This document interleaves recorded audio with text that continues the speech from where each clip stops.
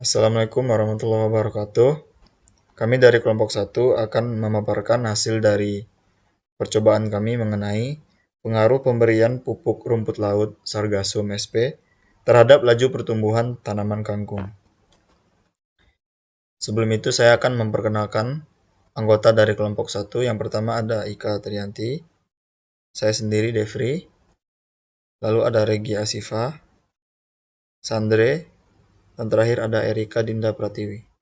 Indonesia mempunyai peran penting dalam bidang pertanian, di mana pupuk organik dan kimia sangatlah penting.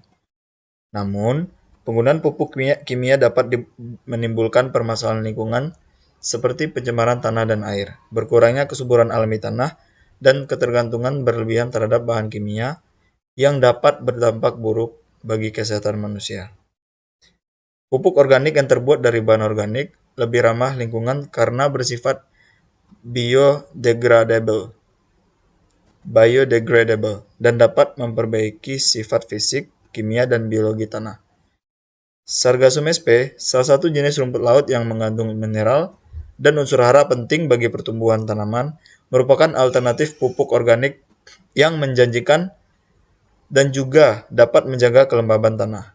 Karena tidak banyak digunakan sebagai bahan makanan atau non-makanan, bahan ini mempunyai potensi besar sebagai alternatif yang berkelanjutan. Rumusan masalahnya yang pertama itu adalah pertumbuhan benih kangkung menggunakan pupuk organik Sargassum sp.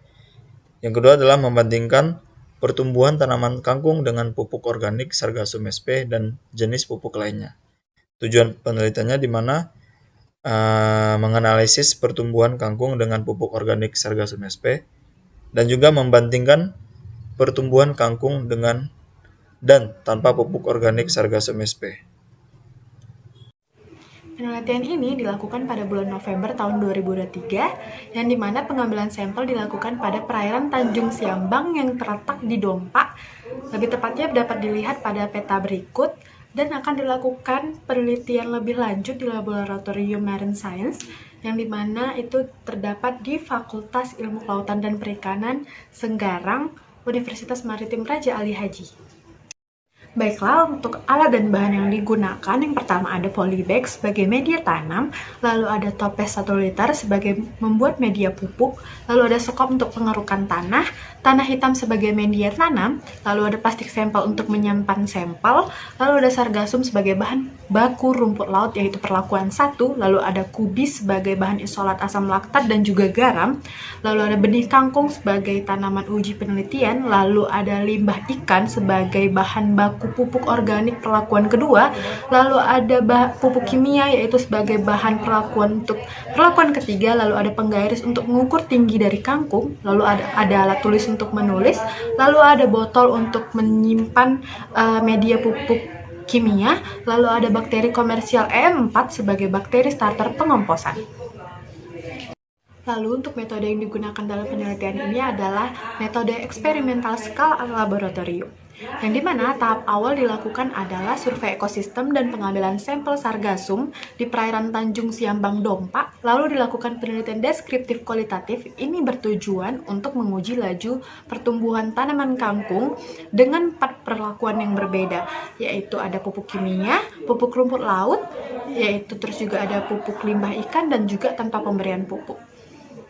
Langkah-langkah dalam membuat pupuk organik rumput laut sargasum ini yaitu pertama, kita bersihkan dulu dengan air tawar, lalu dipotong kecil-kecil, lalu dikeringkan, lalu setelah itu kita siapkan larutan EM4 dan masukkan ke dalam potongan tadi dan diamkan selama semalaman.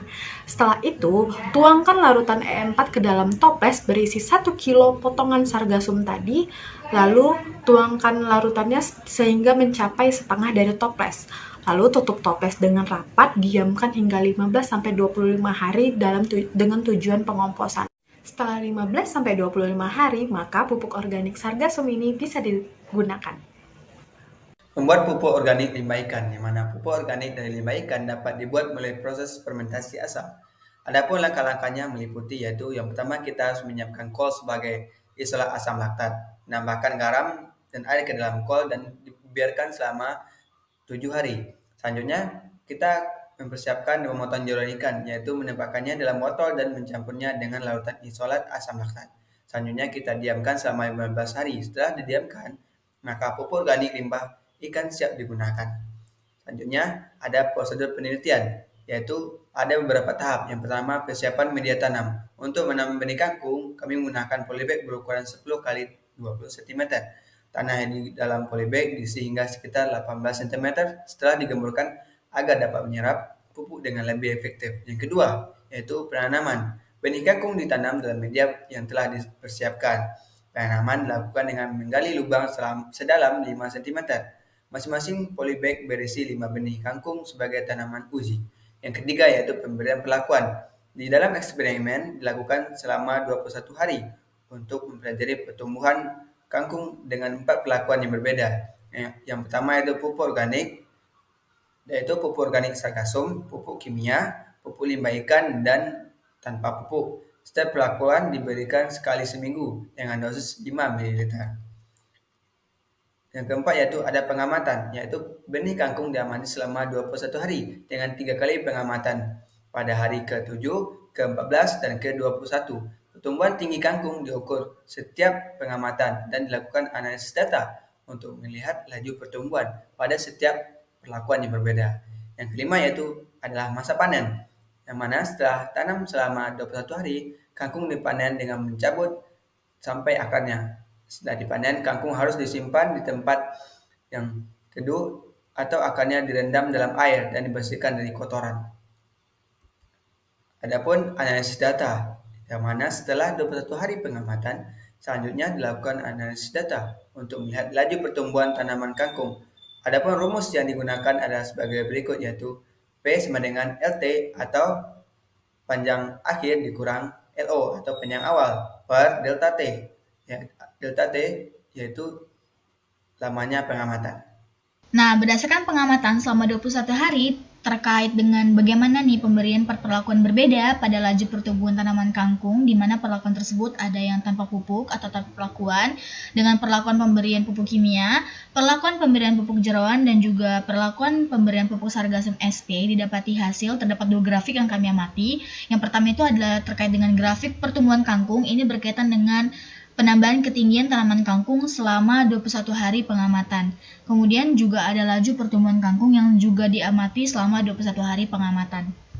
Nah, untuk grafik pertumbuhan kangkung atau penambahan tinggi tanaman kangkung uji setiap minggunya selama 21 hari pengamatan, dapat terlihat di grafik bahwa dari 4 perlakuan tersebut yang menunjukkan penambahan ketinggian tanaman kangkung paling besar itu adalah pada perlakuan pemberian pupuk kimia, di mana hingga hari ke-21 pengamatan, tanaman kangkung uji yang diberi perlakuan pupuk kimia menunjukkan ketinggian mencapai 15 cm.